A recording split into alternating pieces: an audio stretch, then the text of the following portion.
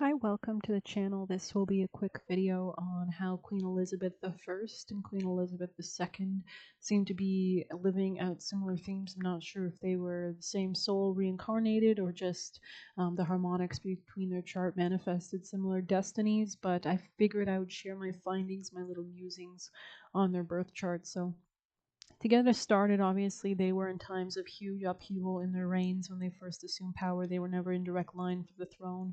Of course, with Queen Elizabeth I, she had not only Mary, but also her youngest brother was supposed to inherit the throne first. So it wasn't ever expected that she would inherit, definitely. And Queen Elizabeth II, of course, her father only received basically the ownership, the responsibility of the throne is because her uncle abdicated to go marry an American. And this was also a time of huge upheaval after the wars and a lot of uncertainty and kind of the ending of kind of what Britain had stood for the past few hundred years. So these were times of huge upheaval. And then on top of that, for the heir to the throne to not be a man but a woman, and both named Elizabeth, of course, I'm pretty sure Queen Elizabeth chose it, but she still has, I'm still going to make other points that are relevant here for sure. So they both had Capricorn risings, basically based on Astrotheme's website. But I believe it because there is such a regality and seriousness that Capricorn represents, and they're both very stoic and have gone through a lot. Capricorn is always where the sun is in its weakest place, so there's nowhere to go but up, and the sun is being a public figurehead or being a king or a leader, right? With Leo energy.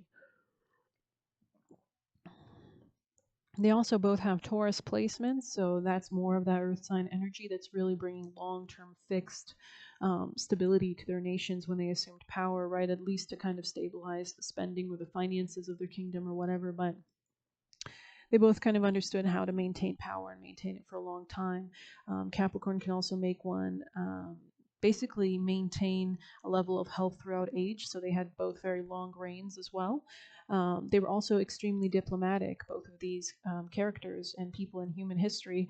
Queen Elizabeth I basically was taking over after her older sister Mary had slaughtered a lot of Protestants. And it's kind of went against, of course, Queen Elizabeth's mother, who King Henry only married by overthrowing the Catholic Church. So it was just kind of this rebellion that Mary kind of shows, and that kind of shows in her birth chart as well, the strong Aquarius and Aries placements, which can make this kind of unsettled, aggressive force. And that's why I guess little kids everywhere do the whole Mary in the mirror thing, which I don't recommend, of course, because it's really channeling that kind of aggressive energy, right? So.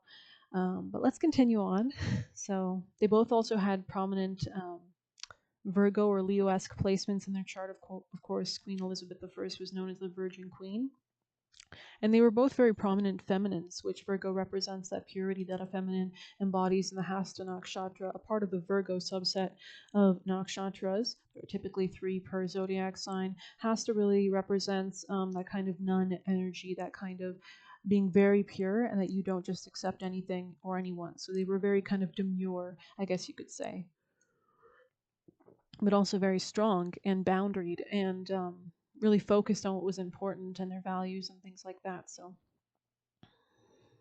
let's see what else I've got here.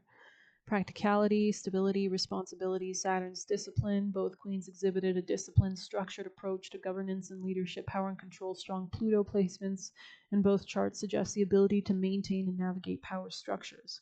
Yeah, so strategy, wealth, secrets.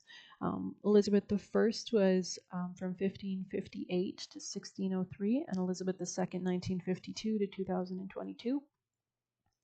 Both queens became symbols of national unity, right? And stability in times of uncertainty. Let's see. The Commonwealth was ending, right, during Elizabeth II's reign. Yeah, and it's also, I just wanted to note and mention this as a concept. Obviously, this is not my own concept, but obviously, a lot of the astrological placements impact harmonics and frequencies. And so it's interesting that people with similar placements will have similar names or similar, even the name of their partners that they bump into could be similar as well. So it's just interesting how fate just replays itself like a record. So everything is math and a frequency, and hence name plays out your name or the name that you take will play out based on astrological birth chart aspects and harmonics. Elizabeth I skillfully navigated complex international relations, balancing power with Spain, who was about to invade them, France, and the Holy Roman Empire, who they pissed off after rejecting the Catholic Church right. Elizabeth II, while politically neutral, played a diplomatic role through her travels and relationships with world leaders, maintaining the image of Britain as a key global player. Elizabeth I presided over the Renaissance, basically Shakespeare, music, arts, and Elizabeth II also kind of did that with movies and media and things like that, kind of opening up the royal, I guess, image to one that was more grounded or down to earth with the people.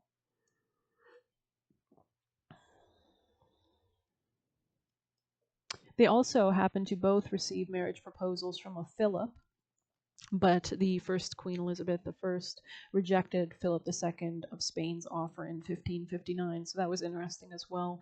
And regardless, they never let a man really kind of take their power away from them. They were really solo, feminine leaders that brought a lot of stability in a really calm way, right? So they were also both descendants of King Henry the Eighth, making them first cousins many generations removed.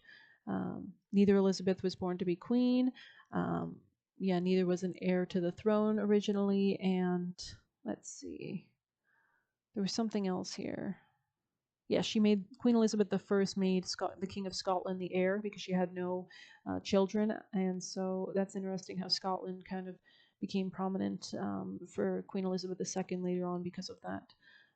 But anyways, yeah, I hope you've enjoyed this quick little vibe check of Queen Elizabeth I and the Second. I thought it was interesting how their lives kind of had similar themes.